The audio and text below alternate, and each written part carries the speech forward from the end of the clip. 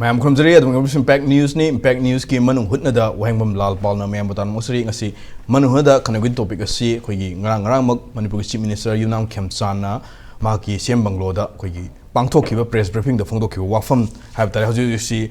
koi tuan ba kogi media pause sing amsung social media platform da si viral odena miam na hoji si am ngangnari ba CM na haiki wafam habtare hoji si Manipur da hoji miam na hoji si NRC hana tawnuna ba census pangthoktingai da NRC hana tawina ba demand tawriba sigi wana taina ba hoji si minister na haiba si kogi census tawjingai da NRC tawya de ha wafam phongdokhiba hai wafam sinema umra hoji si backlashes miam lakhiba tare miam na CM statement si yaning da ba phongdok poina wafam kya lakwa du CM na phongdok wafam si masi asumma wafam nate masi haiba wafam to ba yaung na habta hoji si controversial of statement or pi film de hai tare CM minister phongdok wafam si adu CM minister phongdok wafam si da NRC sungtok tawro haiba wafam budi pankhide adu NRC ki tawbu matang si da mayam si da samam na ba confusion amdi lei ha wafam de adu confusion si kok na ba koi state government ki mai seminar ma yam thuna pangthok na ba hotna ba gi plan tawri ha wafam si yawi do seminar si da even asam da tawkiba NRC da yaukhiba koi expert have the experience level lawyer sing yauraga Manipur gi lei ba expert sing yauraga amatoina phaminraga koi achoba seminar pangthok laga white paper am puthok laga karam mong de NRC si tawba yaga da gi ha ba gi adumba step ta changsin na ba koi government su plan tawri ha wafam di thamba adubo chief minister photo go hom si census si tawdana NRC tawba ya de ha wafam si da ni miyam na yam na pena da wafam lai si aduna even chief minister photo go hom si da AI da hangu hai wafam bu lakhiba aduna hojik lai wafam di miyam na lengak koi lengak sa son si AI da hangu ga lengak sa son ba adu film da labra hai ba question hojik lai si aduna chief minister gi statement si tasing na masi achum statement am oigedoira atroga kadai phau una chumi atroga kadai phau una lali ha di matang da ngasi Impact News ki studio na gasigi koi no NRC without census same Khemchand'S stand sparks debate ha topics lo some next topics da kana nen no bi dang Impact News ki studio da leng sin lebi si yet ek thum lebi si oza professor RK Narendra renowned demographer oza Narendra wa ham tang soi oza Narendra ge thang election bi ba oza Dr. Yumnam Premananda Head of the Department of Law Manipur University was a Prema Stam. And last but not least, I get a tongue was a Jitender Ningombum, JFD conveners who unique comic advisors in was a name Stam. Yanamukas was a Narendra Black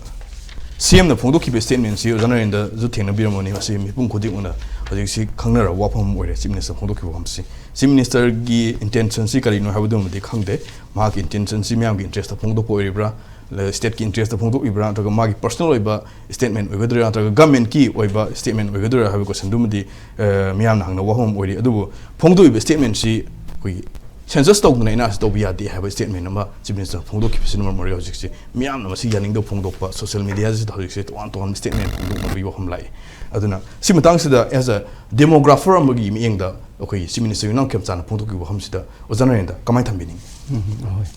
si matang da kada hai hangasage koi gi census and NRC si mamuta na khamina bam sangi do han matak dai na katang panjaning badi koi honorable CM da koi gi proper advice to da bagi mami amata badam na taw wrong advice pi bagi maram di census ka NRC ga si wandongan ba posak ngatani adubu tasengna honorable minister na high kisi NRC update na YMC nei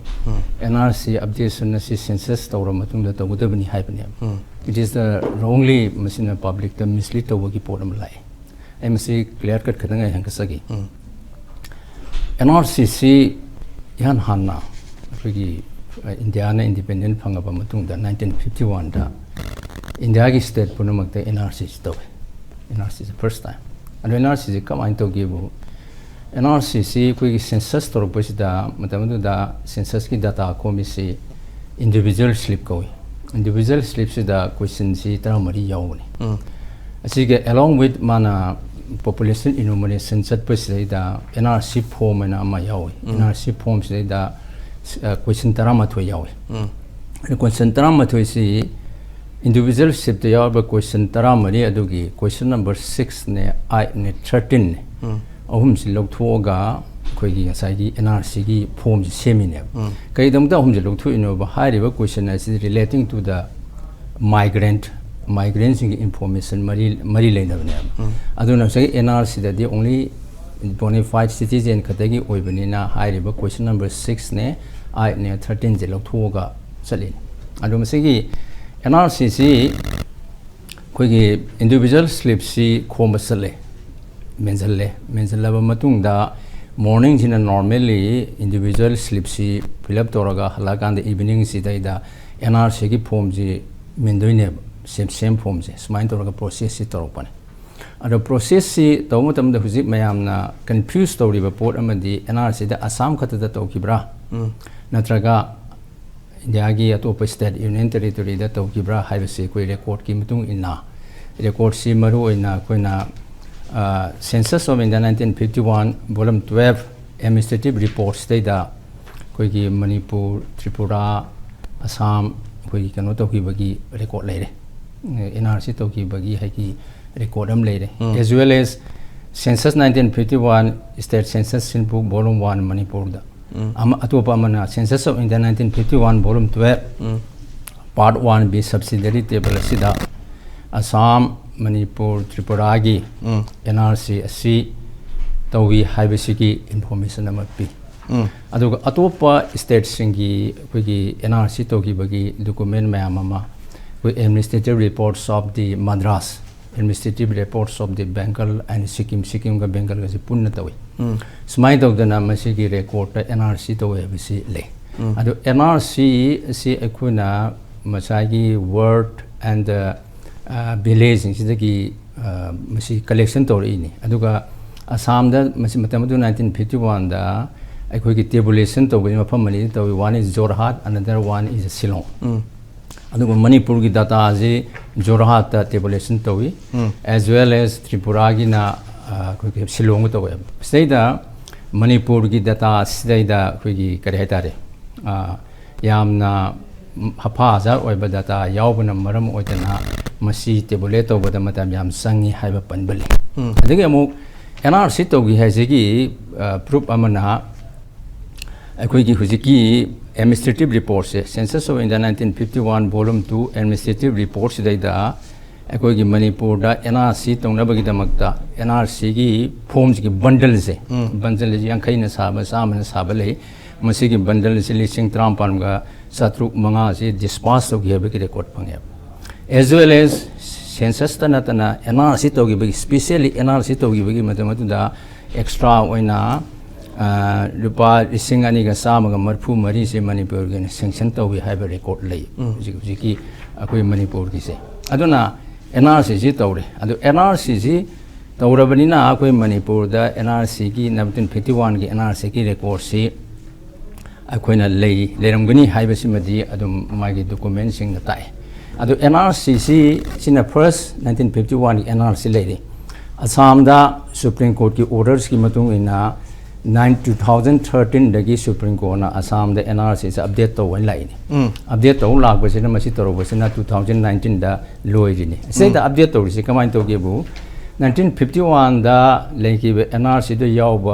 mi mayam adu ki saron surun sing adu aikoina hujiki anoba 2013 daga or 2019 dal loiriba NRC sida Khemchand'S bai wane ba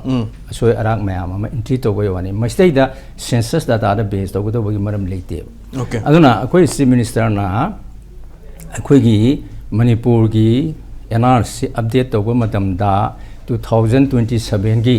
census data da base to ga to bagi indication nama piri se it is totally wrong maram di Assam gi 2019 da NRC update to ribe census data da base to bunate masi based on moi cutoff years samalai at the midnight of the 24 March 1971 je Assam gi negotiate to ganda masi gi normal lady ni cutoff years si ohirni Assam gi updation da aduna masi da updation to mutam da legacy data ani sangi number 1 is NRC 1951 and then number 2 is electoral roll of the 24 midnights of the 24 March 1971 sina legacy data lere hariba data ani sida yaw mi khuding maksi NRC update direction doini adubu hariba data sing asi amuk aikoina adugi matung da pokpa mi sing adu my forefathers sing link tong na betang te administrative document 12 mamam leine adigi supporting document tare amaga adigi other supporting document ani amaga tawraga adugi document mayam da base torga magi masa masu singni NRC 1955 da 51 yawgi dugi masa masu singni haibase entry tawraga dumai sema ine aduna NRC updation da census data the based of the natteva it is the depend upon the particular documents aduga magi cutoff years ki mamang da authenticate oina pikiba natraga adu matung da pirasu aduga link to yaba documents is the base tawraga NRC semkat paneba aduna Manipur gi su 1951 gi NRC gi records the update to haibneba people na haise masigi update to ko madam sida aikoina census ama ngaibagi mathok ta deba 2011 2001 census lady adraga 2027 census aduga siga adade link to ba yam na teba maramdi document and hijeri do Manipur na ko 1980 da 1994 da MCNS ko Manipur government and the central government in the sense that PR label muda jana kiba agreement da ko gi kanu lady neba ko gi cut off years lady ni administrative document lady ni legacy da ka lady ni adumaina adugi base the single census data de same dong na teba ade khangbi ga do amana census ki data se any census ki data se da karigum amata da masi sinaba yadeba anybody najing basu yade sin basu yade aduga even legal court about chatna masi kanu to yade masi section 1945 ki 40 ki section 15 le yawrine aduna akoina khogi NRC to ge haitaradi Manipur government na 2027 ki census the based orga NRC to ge haitaradi masi fresh NRC ko we fresh NRC oitaradi Masai cutoff year se first March 2027 the oidoine adu people give wish the whether either 1951 or 61 neba aduna 2027 ki first March ta base year oiraga NRC to budi pam na teba adu 2027 ki census the base oroga the fresh NRC to laktoine ada yaroi da amana mo census to samda su kogi total enumeration to matamda ngasagi NRC ki form am yahu gudung ne separate census ki individual ship information lawre NRC ki tungana form am mamang 1951 to bido adu maina same ga la kadoi ne ba adu gi same bagi adu ga same ga yahon gani haibagi ki pawda adu gi provision leibu ude provision leibu public domain ta leiti adu akoi Manipur ka ta yaro india gi la kadoi ne ba ani gi 27 2027 ki census data NRC to hogani haradi NRC ki tongan ba form ama census ka punjan ba ya deba census ki punjan ba form de yeng ya roya ba de section 15 ki census amsung NRC tongan exercise ne tongan exercise ama ba adu 1951 de along with census to ko matam de NRC to hu bai wa katane ba aduna 2027 de su NRC ju yong na to gi haita di tungan ma form ma tawraga NRC gi tungan khomo darka leba adu ki posak adu all India gi ngasi bhog de leitri adu maina tawdana aikoina census ki data de kanam te ying ba ya adu information de section 15 ki matung ina aduna aina Manipur ki praja da hanga chaning badi aikoi gi honorable same ngara haibi ki badu aikoi gi proper advice to de bagi mamitai aduna NRC 2027 ki census ki matung da NRC to gani haibasi maram chadi NRC na tongan ba mani aduna NRC update to harbi de koi han lady ba documents ma mama koi Manipur government ga MCNS ko ga yana ki ba ja made da legacy data yauri administrative document yauri other document yauri base orga aduna traga su available information the base orga NRC updation de la ka do ne ba Oza sida in hangjani wamna yamna icham jamba question 2027 gi census se pangthok khra matungda NRC ji tawre logo NRC tawganda akhona ngasai degi miyamna taliba 1951 natra 1961 the base year oiraga NRC tawhe posi 27 gi census loi thok matungda su hariba demand 1951 or 1961 ki base years re karo oiraga NRC tawbo yabagi lambi leibra going to 19 jeki NRC updation toropada census 1901 11 atau 2027 the base of the mari kemne na dia NRC updation to get census data the base of the it is based on the available document which is given by the all individuals therefore the cutoff years the mamang the pick authenticate document the base of the census data the base of the and the census data the only numerical khatane ba nupa sungni nupi sungni angang na sungni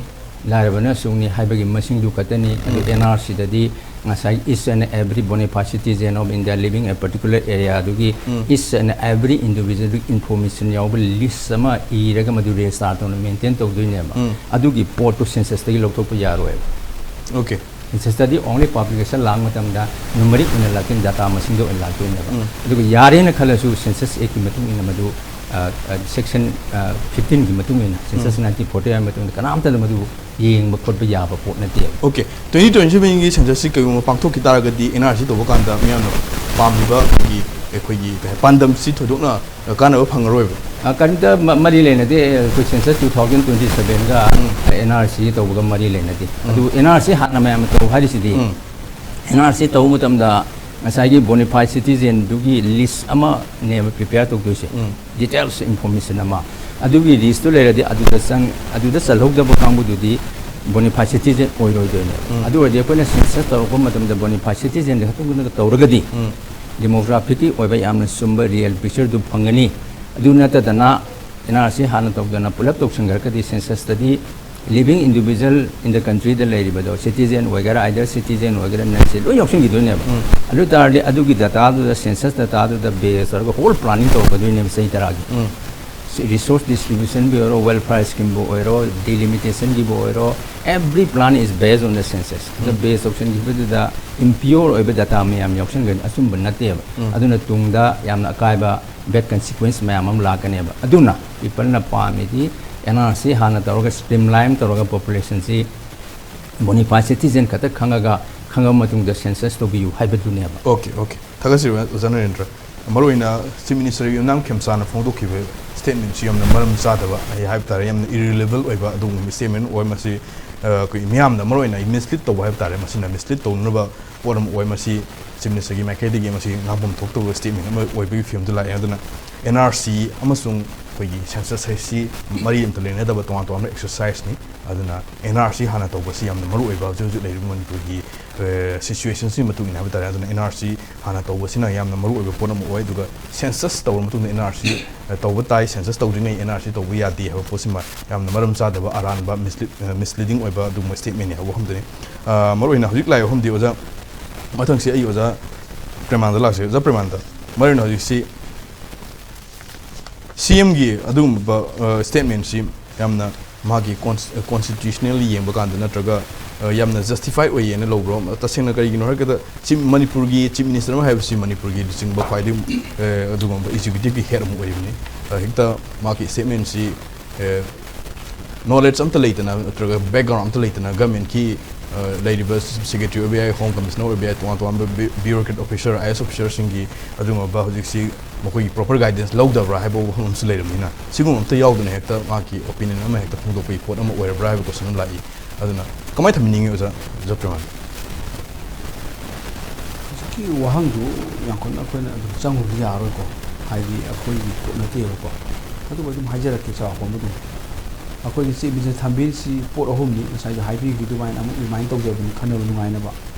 hamad hai si national register of citizens NRC cannot be updated without completing census pass and high mathang da government may conduct census 2027 exercise against growing public demand for NRC exercise pass and pass and high ko handagi di khalaga mo high sina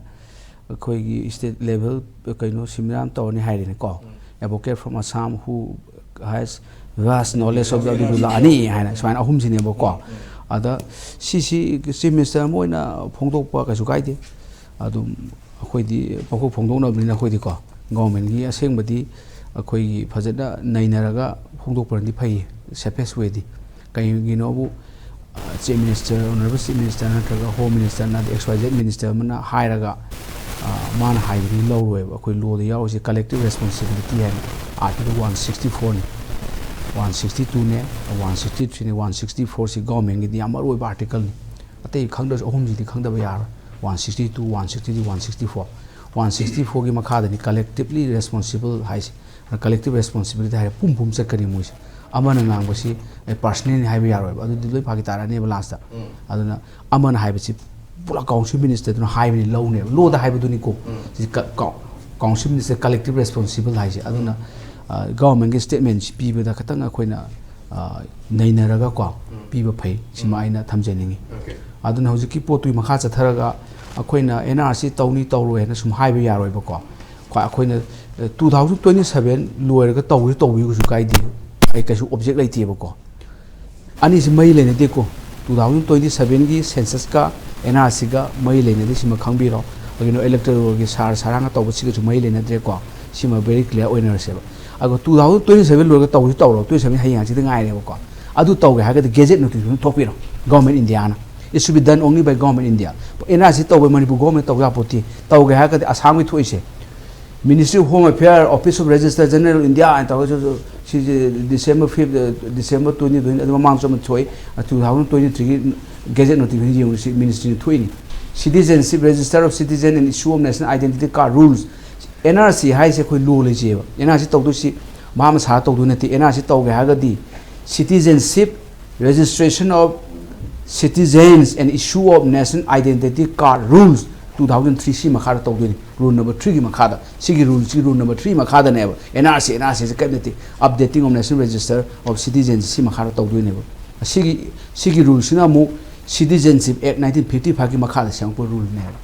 sina tawdini NRC da law sana leje aduna ne kon updating na haise 1951 da India punamak si NRC tawgrami law gi matungin adui matung si next taw ga di sigi rule si matung tawdini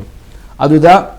si gazette notification ji da yaw Central government has decided to update National Register of Citizens 1951 in the state of Assam. High the law na high the India punamak say National Register of Citizens tawre 1951 the tawre.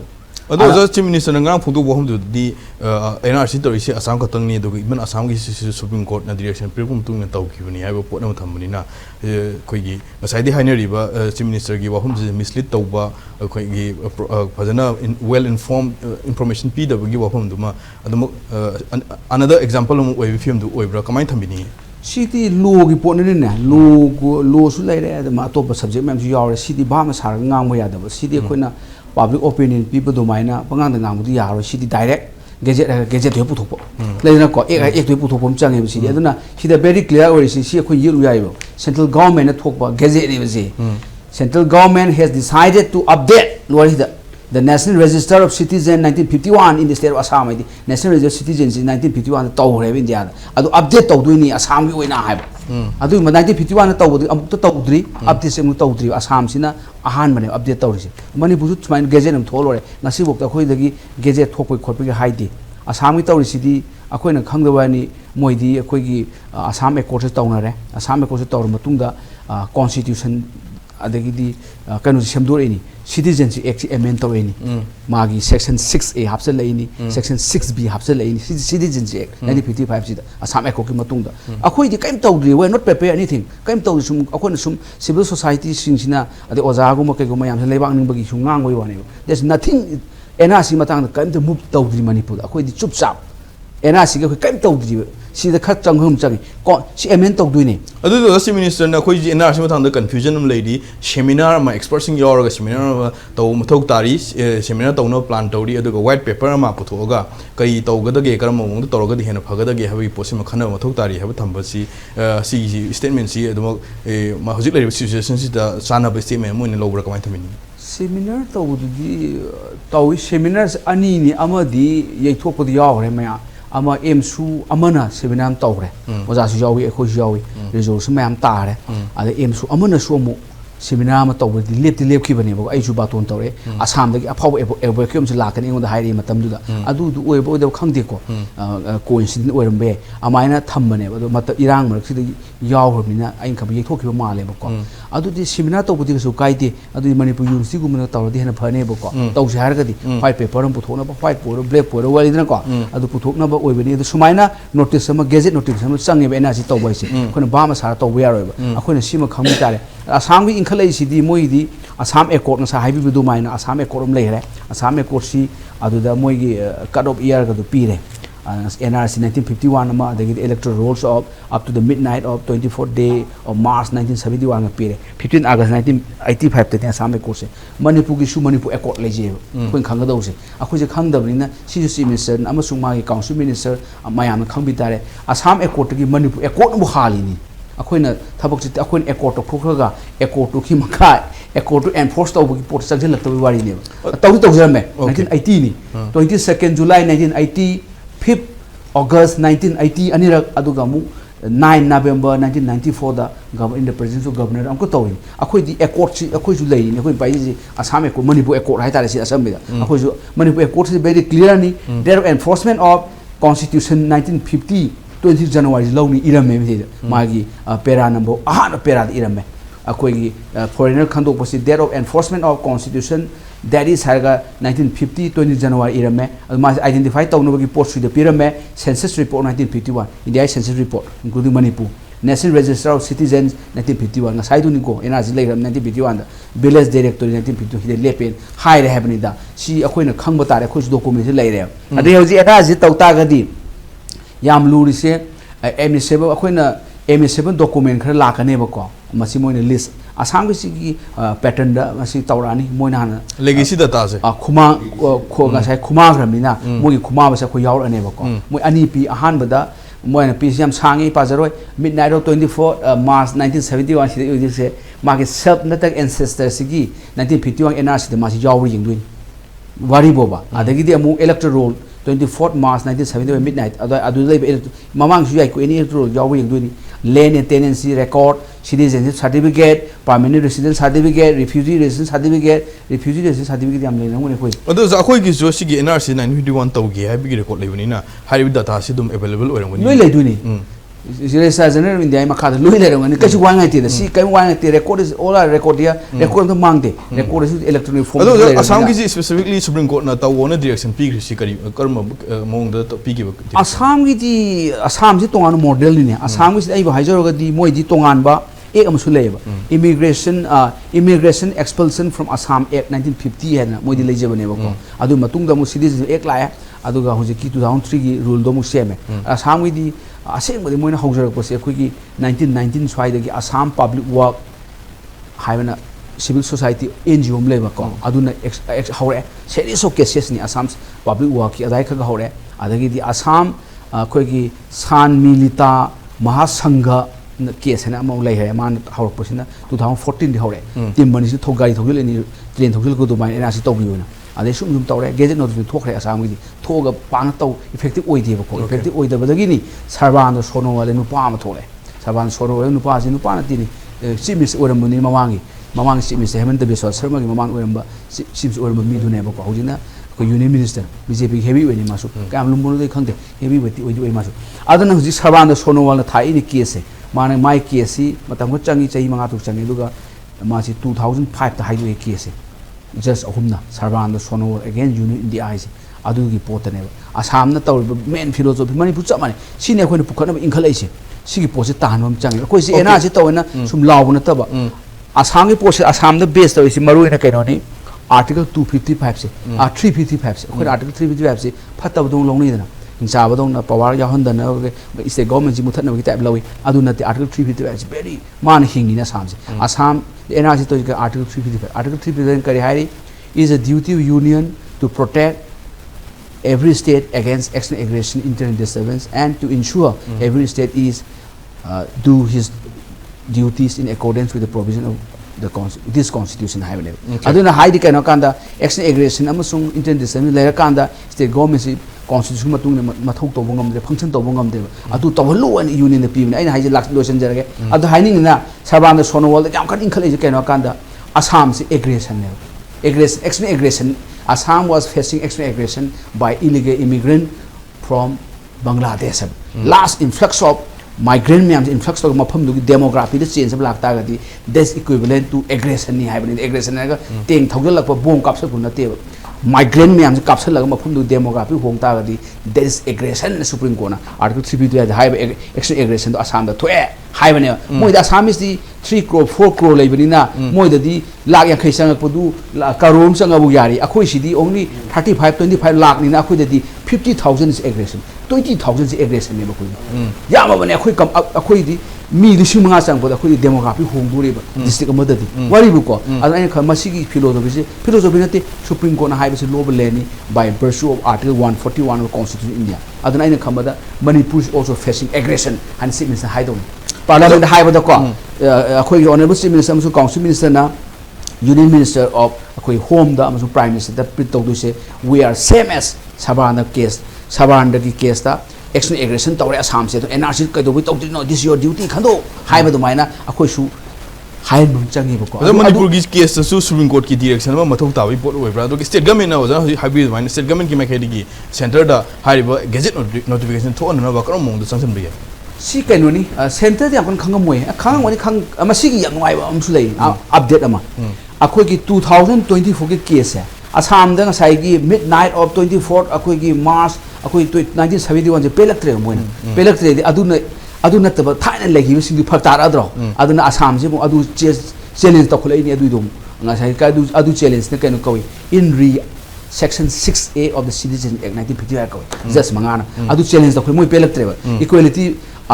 Article 19 by the Tawiskin. Time 1950 the Hotoni, why not 1971 Sina, cut up year away, have a point of Tono Kalisi. Adu Ampaze, Adu the Manipuri Yobri. According to Pali, Kiss Sang Taiko, Kiss Sava the Sonawaldi, PS Yankee Katan Pali, Adu was a key in re article in re art Section 6A of the Citizenship Act 1955 2023 case, just Mangan Hill Toba. She is five Thai case, non legacy Amasa the Pichalodi. And I Hajika Adu the Yawani, Supreme Court acknowledged Hanato Hovani. Not only Manipur, no risk state sincere. Akoi borders hai porous kana te dakoi di border le jadar bani borderless border le tabam chakol European country de akoi chakolam and akoi di porous border ni na illegal immigrant foreigner mayam capsule mane Supreme Court na khange aduna data piro kayam na changi si high rabani akoi na taw do wari ni ko aduna kham Supreme Court also acknowledge mani pugum kem si danger de le aduna kham da acknowledge so hana tawre asai in re Section 6A of the Citizenship Act 1955 2023 da adu based tawraga Sarvana Sonawasi based tawraga akoi state government Supreme Court hiding da hana tawru su yai ko gazette notification thon tare darka laiga na huji lei Citizenship Act oiro adagi natraga na huji 2003 gi rule do oiro semdo han ba yai da ko semdo tar ka su gazette nam thodi tho taw yare gazette notification tho ko changi Ministry Home Affairs tawraga adu tawdana polo law di yaroi ba ko adu da tawrtra di upai letra di Supreme Court tawraga Sarvanda Sonawal tawraga Assam kan gi dubaina akoi sunu kan bi we are facing aggression kaino akoi di population Assam di 3.5 crore population ne ba ko akoi di maximum the 35 lakh ki wari ne nadra 25 lakh ki wari ne akoi population ji di atopa India whole population yeng ba akoi di upun gum ne upun na te da etong gum ne akoi etong gum ne aduna akoi population very danger ni swahim tawra di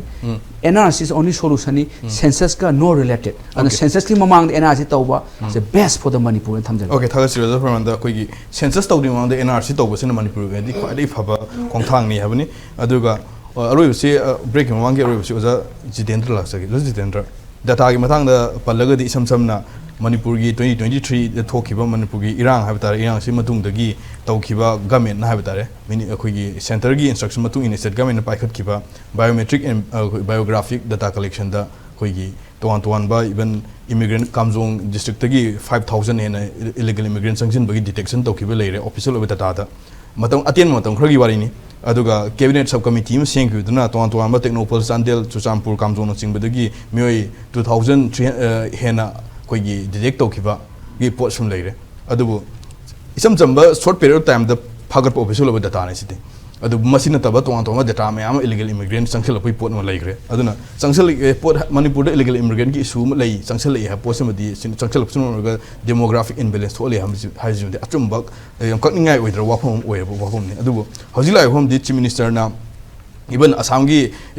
kanosi yimbakan da Sarvanda Sanawana loki role dum lawraga even Manipur gi chief minister nang Khemchand'S role si sapmana lawraga dum Manipur da NRC to honge hai ta ga to ya gi lambi mti dum leiri adubu government ki will si kadai lei bagi ha du gi wane hojil aidi aduna chief minister na phongdo khibida miam da NRC matang da confusion amadi lei ba mali hai ba confusion am lei di confusion ji ko na ba koi hana seminar go mathok taraga puna khamina ba white paper am puthokpa adu karam mo da sanction ba mathok tai ha ba wafam am su thami aduna Ojat Jitendra NRC tongno matang da koi Ojat Jitendra di matam sang wang de yam na miam gi lusing bo na serious leader om na sangsel lakpani hojik si chief minister na phongdok pe state minister miam gi kari reaction lei aduga JFD makhedi gi kari response piningi kamai thamining ai hanmadi yang bi pu no ko kunon kurum jeri ithan da hojik si ithan ikai bom phau bom haitare matam khara ai gi सिगी census की मरमदा delimitation की मरमदा लमदम सिगी आइदे हैरबो ओजा asking की मनाक Chatna tuition तौदना दे अखंग अखंग मखोगी document मयाम अपिरक्तना इकोइदा document थल्ले कोइना हाइबा हितबदा गायरेको अदुगुम्बा ताकपीबगी मयाम सिंग अदुगी knowledge तो लौरकांदा मणिपुर की मफम मफम खुदुंगमक्ता कैंपेन तौजदना सेंसस हाइबसिगी मरमदा हुजिक लाइबगी मोंग हुजिक लेरिबो सेंसस से तौगिबो मतमदा अखोई करी मांगजगदबा करी तुंगजगदबा हाइबसिंगगी मयाम अखोइना हाइरो मयाम सिंगदो इथंद इकाइबो मो फावरेबा करी नो हाइकांदा मुसी ऑनरेबल चीफ मिनिस्टर ने फोंदोकिबो वाफोंदुगा अखोइगी एक हाइरबो लमदम सिगी खंग हाइरेबो ओजासिंग ताकपीरबो मयामदो पुरा ओनबो हाइदारे ममांग तो ओजा अनी नसु यामना फजना टेक्निकल की मरमदा इकना एकेडमिक मरमदा हाइबिया हाइग्रे मसीगी ओजा सिंगना हाइबिबसिगा ओजा मरुना हाइबसी मखल अनी ने बुझ हाइसे सेंसस की डेमोग्राफी की मा अदुका लो की मरी ने बस हाइग्रे अनी की मरी ने मतौपम थोपा तौगदो अखोगी थंगदुना लेबा असम दा थेंगनेगिबा मखोइना कमाई तौखिबा हाइबा मयाम सिंगदो तार ओजा खोइसिंगसो अखोइदे वाखन दुमाना जरी हाइदारे अदुगा अखोई ऑनरेबल चीफ मिनिस्टर दा मांगवनदा एडवाइस तौबिरिबो मीदो अखोई सिदा लेबिरिबो मणिपुर की नतबा करमबा लेबाक्तगी इंडिया की करमबा लेबाक्तगी एडवाइस तौबिबनो नत्रगा इंडिया की करमबा वांगवदगी एडवाइस तौबिबनो अदुमदी अखोई नि खलसिका पुरा ओनरेबा मसुगुम्बा मयामसी हाइरुरगा कमाई तौगे हाइबो मतमदा अखोई सि येंगनाबो ओइना खलकपगी पोट अमु ओइबा मसिदने खुजु हाइबसी लेबाक की सेवा तौबो लेबाक की ज्ञान खर तौनिंगबो तौनिंगतबो पोट अमसु मयाम फील तौरो काइतरे अखोई सि फनना भनबो चिंदनबो वखन मलाई हाइतरे सि लाइरि पोसि अखोई ऑनरेबल चीफ मिनिस्टर सिना अमसुंग मांगोद एडवाइस तौरिबो कांगबो सिंसिना मणिपुरदा इलीगल इमिग्रेंट लेते हाइबगी वखल चपचन लेबा मरमदी कईनो त मानो हुजिक सेंसस तौगदुरिबसे सेंसस तौरकांद इलीगल इमिग्रेंट लेरे खंगनी अदुगी खंगनबुगिदम क्याम लेरे खंगनबुगिदम त सेंसस तौबता मथौ ताई हाइरिजिने अखोइना मु हाइरिना हुजिक ममांग द पानखिबा बीजेपी की गवर्नमेंट ममांग द कांग्रेस की पालिबा मदुगी सही खुदिंगी मी सेंसस तौजरिबा हाइबते सेंसस सही तरह की तौबनी सही तरह की तौजबदु नत्तबा सही खुदिंग मोइ तोंगानबा मु तौजरिबा डिपार्टमेंट की अदुगुमा मयामदुदा फंगबा रिपोर्ट की मतुंग इना मणिपुरदा रिकॉग्नाइज ओइबा विलेज क्या लई अनरिकॉग्नाइज लेबा विलेज क्या लई 1961 दा लेरबा 1971 दा लेरबा 1981 दा लेबा नंबर ऑफ द विलेज अदिगे number of the increasing village अदिगे recognise village unrecognise village number of the person number of the population हाइबा से अखोय हाइबा याबा हाइगरे इन हुजिक ngasi की लेरिबा लेंगाक से हाइबा तारे हुजिक बीजेपी की लेंगाक बीजेपी की लेंगाक की लेबिरबा डिपार्टमेंट स्टैटिस्टिकल इकोनॉमिक डिपार्टमेंट मसिद मयाम लो यावग्रेबा सेंसस की डिपार्टमेंट कयाम हेकले नो इदुना लेरे माक्तनेबा मधु इदुना लेरिबा पोतो मधु सुंग खंगदरा मधु नमदरगा हुजिक अखोनि सेंसस हाना तौगनी सेंसस हाना तौबसिदा मी अतोपा मितोप लेब्रा लेतबरा हाना खंगिनी हाइबगी वाखलोन म लेबसिनेबा अखोनि इथन इगा जरिसे सीधा लेरे 1971 दा मणिपुर दा लेरिबा मी मयाम हेकर की मोंग इंडिया है लेबाक से हेकर की मोंग कनाना परसेंटेज ने ही लेबगे जे 1971 दा इंडिया पुम योन मी हेकर बा दिगदल गोर रेट से मसिका कंपैरिजन टू मणिपुर की तो होंदा मणिपुर ग्रोथ ने हेकल नेबा सही तरह 71 ने हेकल की मरम केनो वाई क्वेश्चन लई मधुदा इंडो बांग्लादेश लान तौगी मतंग चेलक याम लेरियबा सुगम मयाम पिगरे अदुगा मुक 2001 की अदुगी अचौबा पेरोड बुद यूनाइटेड कमिटी मणिपुर यूसीएम ना तौरगा मधुगी मणिपुर दा मितोक मियान चा याम हेकले हेबगी लाइक अथा मणिपुर दा लेरिबा यूनिवर्सिटी की वजा मयाम सिंग मतम दुदा डेमोग्राफर मयाम तानारगा इगिबु लाइक मगदो अदु अखोई ऑनरेबल चीफ मिनिस्टर मसा मंगना कनो तौबिरमद्रगसु हाय थबक सिनमिना मागी एडवाइस तौबिबु मयाम मंगन पाउ पिबिदबरा सिने अइंगोंदसु हुजिक मयाम मसि रिकॉर्ड मयाम लाइक से लेरे इकाय जरे सी अखोनी तौसनबो पोल मानजलगुम लेरे लेरे मी हेकले लेरे हुजिक दसु हाइबिदुने ममांगी 2023 की 2000 लान होंदाजी ममांग सिगे ममांगदा Ministry of Home Affairs dagi mitop lei ni khangba biometric tongnaba hire ke ba matang tang lei che ma bo khadi kai udaba lei re ba si aina di honorable chief minister di warau je de aina warau je ri di honorable chief minister the advice of bili ba lari ka su ba moi da hire ISI ga dra natra ke MCS ga dra or natra ka calendar ka mogi BJP ki kangbu ki tongan bo mo lei bu ma sing habi de bra si ne 시기 왕지드네 봐 이코이나 가이제 포르 이코이나 디우지 농낭드는 미암 행클레고 신설스 오브 마담다 아사야레 레하우기 행클 기보미 마음싱 로이나 컬렉션 도구도니 넘버 오브 거기 융 머신키아노 한